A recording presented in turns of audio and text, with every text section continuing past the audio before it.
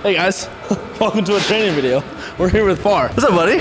Dude, nothing much, man. What are we doing today? We're doing a nice little chest and arm workout. Doing a nice little chest and arm workout. Coming back from a 3-day festival in Ohio at Lost Lands. Best festival ever, but I'm depleted. I'm like 10 pounds lighter than I usually am, and we're supposed to be easing back into things, but we'll see how that goes today. We're doing incline barbell bench press. I suck at this movement. I don't like this movement. It's not that much of a stimulative movement for me. I'm used to starting off with a little bit of cable flies before going to the dumbbell press, but apparently, Far says he's gonna do something. So this is for you, my friend. This is for you to explain. We're just gonna work on your positioning. It's always been your chest issue. It's just you're doing a movement in a position that allows you to create stretch under tension and then contraction, right? We all have different shapes and limbs. So if we learn how to get into a position, it doesn't matter if this is a Smith or a dumbbell or something else. If you're not in position, you're not gonna get the upper chest engagement. So I'm not saying this is your most stimulative movement. What I'm saying is you can actually get more if you learn the position, and then the next step would be, okay, is it better on a Smith machine? Or is it better on a dumbbell? Or is it better on like a plate-loaded press? Because everything comes down to positioning. It doesn't matter what movement you do. If you are not in the position to get the most out of the movement, I can give you any movement and you're still not gonna get much out of it. So let's get your positioning and then, we'll build a nice little upper shelf, pretty boys only. Look at that bar path in peace. Look at that bar path. Same way you would like a power lifter. I want you to pack your shoulders so they don't hang off of this. And then what we want to do is bring the bar slowly, but most people think they have to touch here. Right. I want you to get the bar right in alignment with here. Okay. And tuck your elbows in just a bit. Nice and slow. Stretch, right here. Drive. There you go. Nice and slow. Very good. Good. Elbows tucked in, but you touch right there. Right here. There you go. Yes. There we go. Oh, you're getting some nice upper chest activation. Nice and slow. But I never brought the bar that far up to my chest on incline. I've always been a little bit lower, so. Yeah, so if you're trying to train this, I'm a little bit different than you, so I touch probably maybe a 1/4 inch higher, but you want to be able to get more stretch so that when you drive, it's up. Right. Like when if I go to hit, 100%. it's this. You don't press like that. That doesn't cause the same contraction. Yeah. This is a humerus. This is a clavicle. This crosses the clavicle, and you build titties.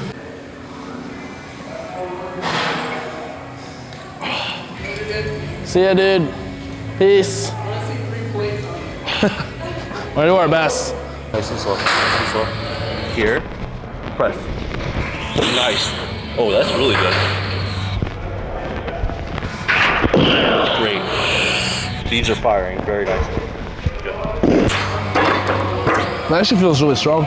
Not many times on the YouTube channel do you see me being told what to do, but I'm here for it. I hope you guys are here for it too. Make sure you drop a like. We're gonna make a sick pump today. We're gonna rip our titties right off the bone.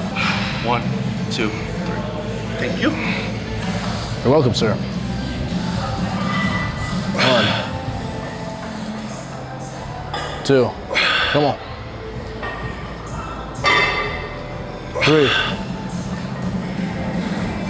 4, 4, come on. 1, 3 more. 2, let's go. 3, come on, stay tight. Yep. Oh, that's a fucking set, brother. That is a set, brother. Nice. Drive back. Nice. There it is. There it is. Ooh, those are nice. Thanks, dude.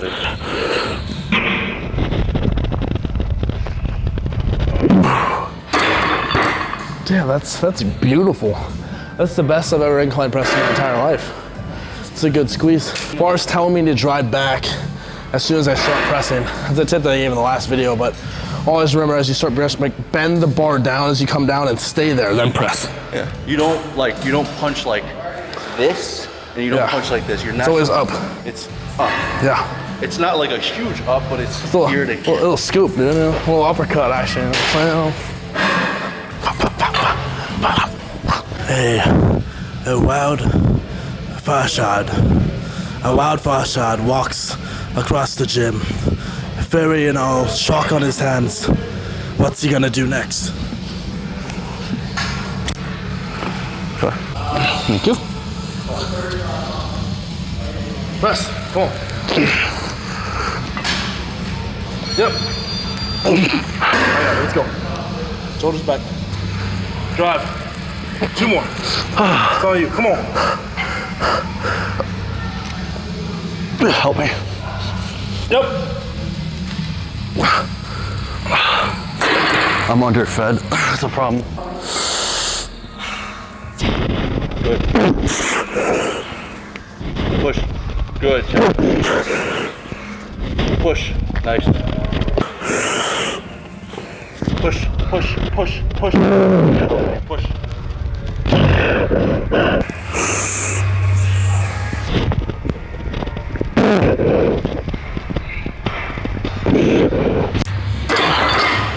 Holy shit. Wow. Wow. Nice. You use 2 fingers on that to help me? Nice, man. Don't have a 4 in your life. Use the Smith machine with these. Especially you're going into 864 when you are increasing load. It's very easy to overshoot, go too heavy and fail early. That's okay. Use the Smith machine if you don't have a spotter, if you're not used to training with a spotter, and gauge it appropriately going into your next week. Typically, with your barbell work, under 8 reps, you should be resting at least 2 to 4 minutes between sets. Typically, the barbells, you're gonna be utilizing a lot more tendons, a lot more stabilizers, recruiting more energy overall, just press compound movements compared to something like a dumbbell bench press that's within like the 10 to 12 rep range. You can get away with like 2 minutes of rest there, but with here, the last thing you wanna do is underperform your next set. On this as well, guys, something to understand when you're spotting somebody. We typically, when we're powerlifting, don't want you to touch the bar until it starts going down, because you wanna get the rep on your own. But with bodybuilding, understand that volume is really king. You wanna be able to hit your amount of reps, okay? It's not so much load oriented, it's not so much number oriented. So someone's struggling to hit the reps, and they're like starting to fail at 7 out of 10, keep the reps smooth. Keep the reps smooth, stay with them, make sure they get that total amount. Once they start dropping it down, it's gonna be really hard to keep helping them out, right? So keep the reps smooth through the whole set. 2 sets, 10 to 12, coming off 3 sets of a pyramid style on the incline bench. And then after this, we'll go into rest pause on cable flies to finish out the chest, add extra volume frequency. This style training, compared to what I have been doing, we usually start with cable flies and kind of pre-fatigue the chest, and your chest is forced to be engaged more and be used more on pressing movements afterwards, even though your load's lighter. In this case, we want to load heavier, get into a lighter, still a compound movement, and then end with higher volume. So there's no really right or wrong here. It really just depends on what your goal is.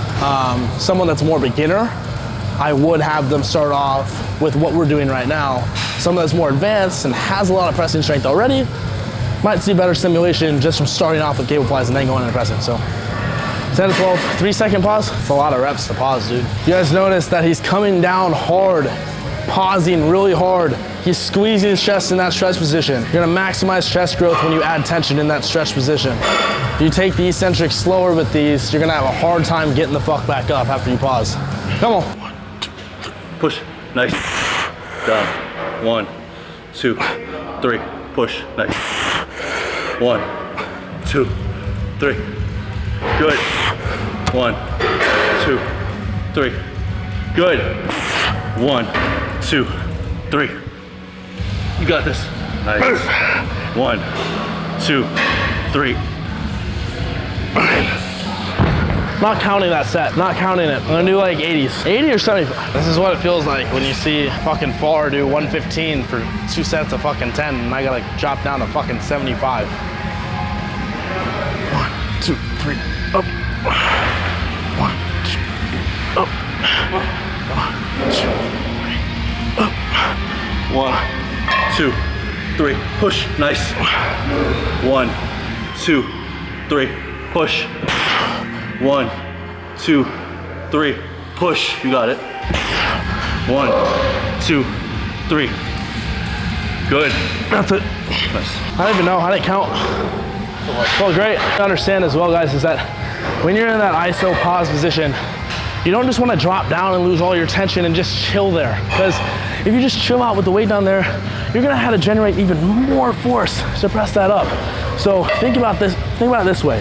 When you're down here and you pause hard, you squeeze super hard, you're recruiting all of your fast twitch muscle fibers to then load up for that concentric explosive speed. So think about it as if you're loading up all of your pressing power right here. Squeeze, squeeze, squeeze, squeeze, squeeze, and then push. You're gonna notice that it's gonna feel like you're coming out of a trampoline, more so feel like a sand pit. Notice one thing he's doing is he's bringing his biceps together. He's bringing his elbows together here. He's not focused so much on bringing his forearms and his wrists together. He's in all bicep to get the big stretch in the chest. Now we're moving on to rest pause set on seated cable flies. Seated mainly for just the stabilization aspect. Since we're doing it rest pause style, meaning that we're doing a set of 15 to 20, we're taking 15 deep breaths. We're going again to failure. 15 deep breaths, again to failure. 15 deep breaths, again to failure.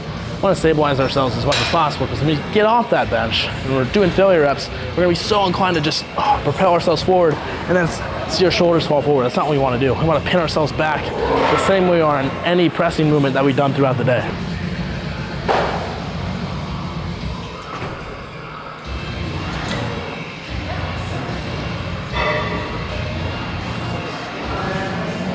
Come on. Good. Pack your shoulders on that and push your chest up, and it'll give you more of a stretch. Perfect.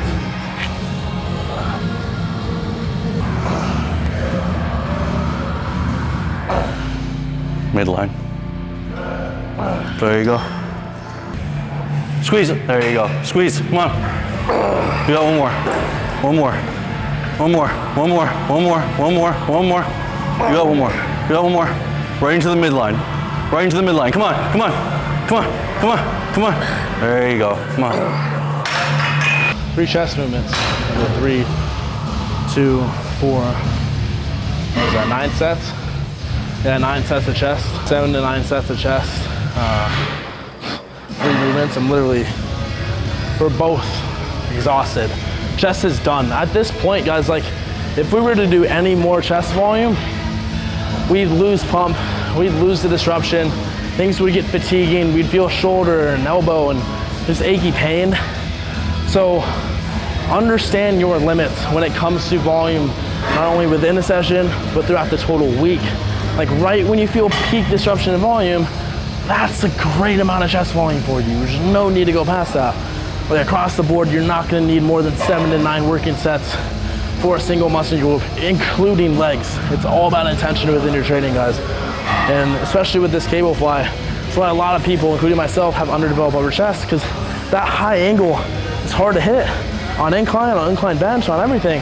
Even just scooping up, it's much easier to just press up and down. Scooping up, you're gonna have to drop the weight down. So understand when it comes to growing upper chest, yeah, you need to hammer upper chest and clavicle volume, but understand it all comes down to mechanics and the way you train things. And sometimes it's gonna require you to drop the weight and focus on mechanics, including pause work. So leave your ego at the fucking door and train harder. My God, that's disgusting.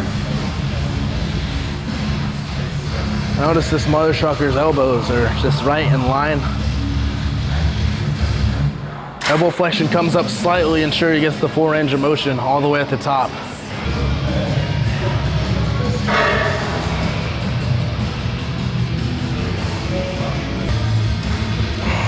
There you go.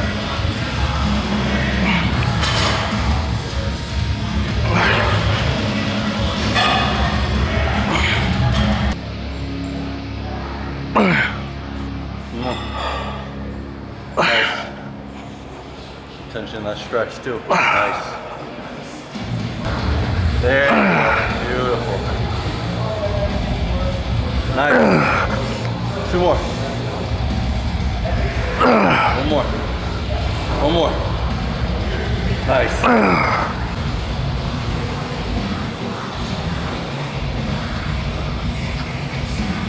Come on. Those elbows in when you curl. There you go. Good. Optimal rest time between like sets of 20, especially when you're doing tertiary exercises that are for like delt, shoulder, arm, calf. You don't need more than like 2 minutes rest. Maximum, you usually only need 1 minute, especially in 20 rep work. One thing I want you guys to to keep in mind to maximize your bicep tension while you're curling up. A lot of people, as it gets harder and harder, their elbows want to flare out, right?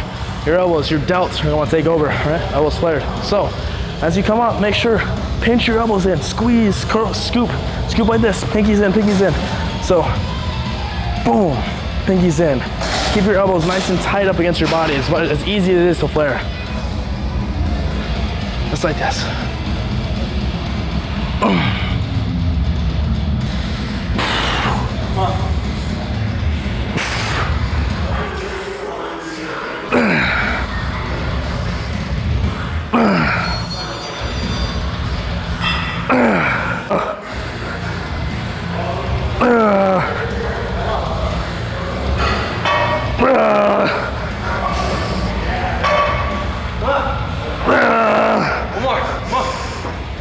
Come on, you got one more. One more, come on. Fuck. I fucking hate training arms. Training arms is all fucking mental. All it does is fucking hurt bad. No eccentric? Yep. Eccentric or no? Just control? Control the eccentrics, hard squeezes.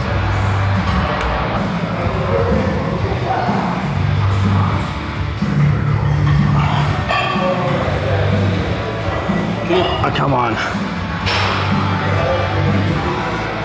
Good job, come on.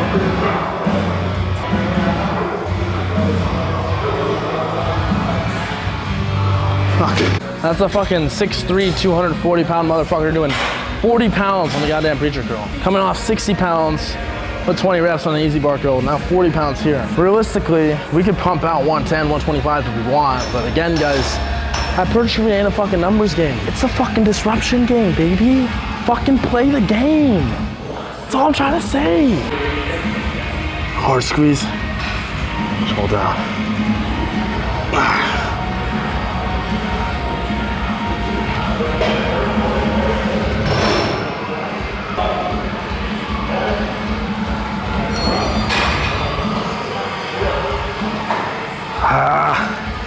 Come on, let's go.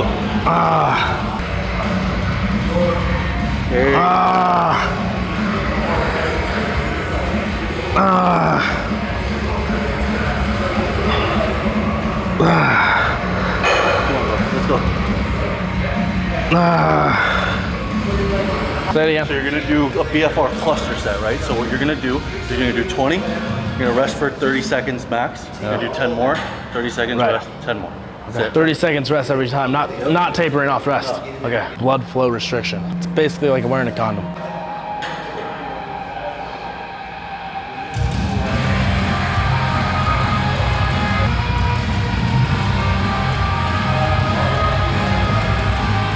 You guys noticed we've used rep ranges from 4 all the way up to 20 today.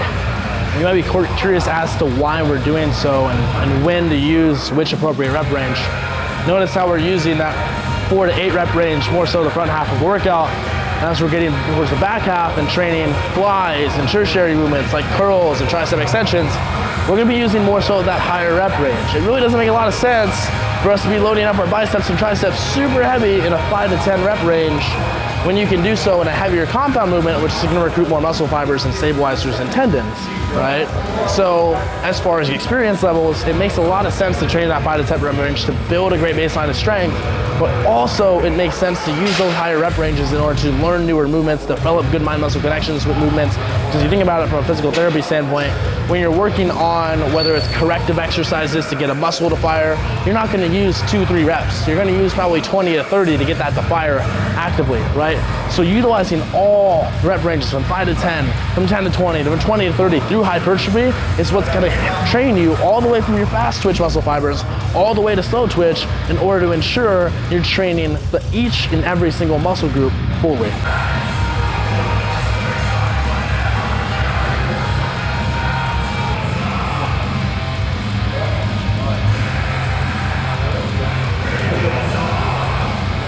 Come on, for good shit. Oh no, absolutely not, dude. Like that's no. Like why? I want to do that shit. Like I said again, it's like wearing a fucking condom.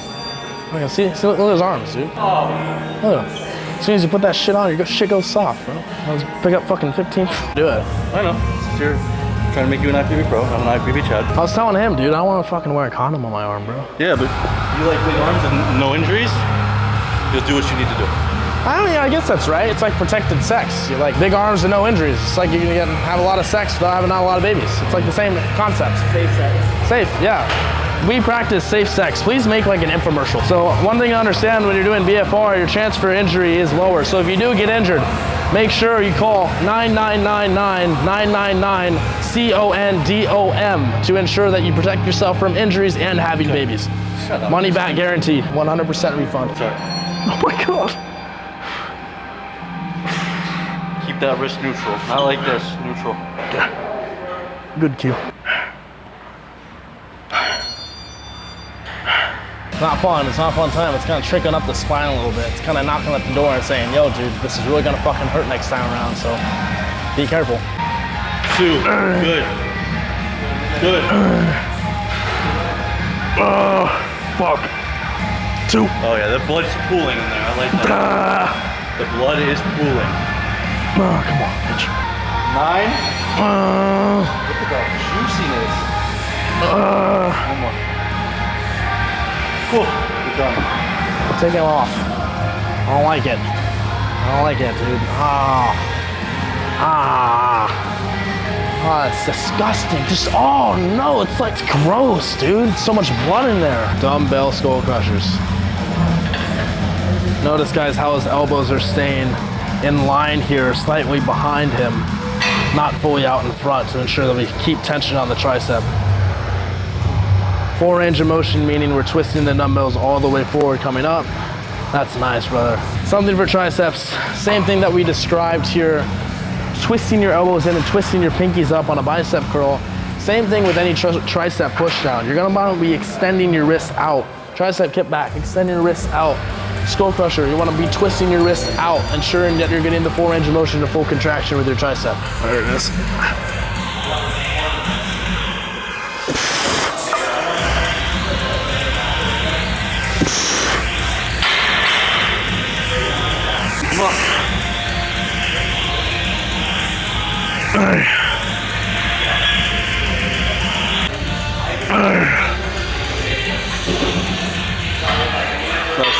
Oh, that's a good weight. All right, look at this. This is nice. We got 2 sets of 20. First set, this is a normal set of 20 here. Rest, I go. And then the next set's 20 with drop, probably 2 to 3 drops. Nothing too light, just maybe like 1 to 2 pins. Keep going just for the hell of it, just as we're here together having a goddamn good time. It's just about a couple inches above his elbow to get that full stretch, the full elbow flexion without taking tension off. Good set, brother. God damn it.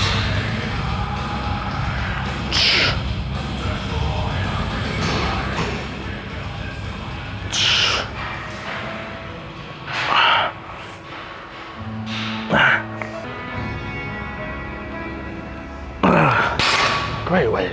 Notice how his wrists are staying in a neutral position. They're not cocked back like this, causing unnecessary tension on your forearm.